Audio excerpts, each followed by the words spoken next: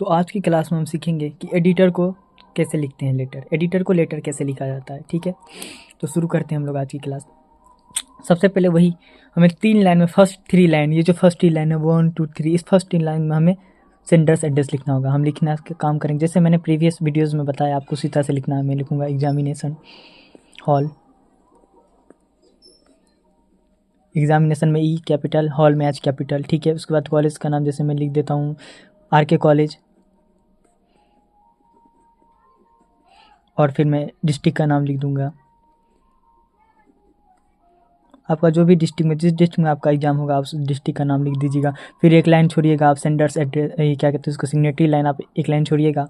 उसके बाद आप डेट लिखने का काम करिएगा। जैसे कि मेरा एग्ज़ाम है February 7 को 2025, तो मैंने इस तरह से डेट लिखा। मैंने आपको 2 तरह से डेट लिखने का बताया, आप देख लीजिएगा, जो आपको बेहतर लगे आप लिख सकते हैं। उसके बाद फिर मैं एक सिग्नेटरी लाइन छोड़ूंगा और मैं उसके बाद लिखूंगा, मैं जो जिसको लिख रहा हूँ द एडिटर, मैं किसको लिख रहा हूँ तो मैं एडिटर को, द एडिटर। ठीक है, कौन किस पेपर के, तो जैसे मैं लिख रहा हूँ द हिंदू को तो मैं लिखूंगा द हिंदू। ठीक है, उसके बाद लिख कहाँ रहा हूँ तो मैं लिखूंगा पटना, मैं पटना।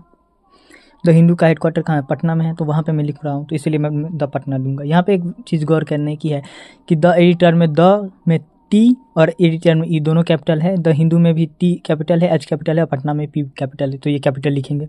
उसके बाद हम लिखेंगे एक लाइन सिग्नेटरी छोड़ेंगे, फिर हम लिखेंगे सब्जेक्ट।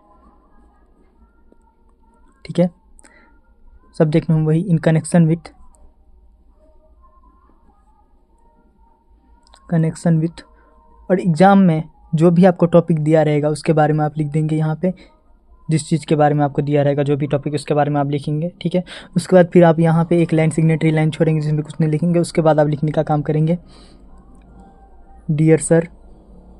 ठीक है, कोई कॉमा लिखने की ज़रूरत नहीं है, हम कहीं पे भी कॉमा नहीं दिया है, मैंने कोई भी कॉमा नहीं डालना है हमको। और फिर एक लाइन छोड़ के इसके यहाँ से पूरा, यहाँ से हम लिखने का काम करेंगे, यहाँ से नहीं लिखेंगे, यहाँ से पूरा लिखने का काम करेंगे और लिखेंगे मैं I have the privilege to access one of the columns of your estimate newspaper to draw your kind attention towards, और जो भी आपने यहाँ पे सब्जेक्ट, यहाँ पे जो भी आपने सब्जेक्ट में, यहाँ पे जो भी जिस चीज़ के बारे में भी लिखा उस चीज़ के बारे में यहाँ पे सब्जेक्ट आप लिख देंगे। ठीक है, यहाँ पे आप सब लिखने का काम करिएगा। उसके बाद आपको जितना हो सके आप लिख दीजिएगा, जो 2-4 लाइन 5 लाइन आपको मन हो, जो भी क्वेश्चन में दिया है वो आप लिख लीजिएगा।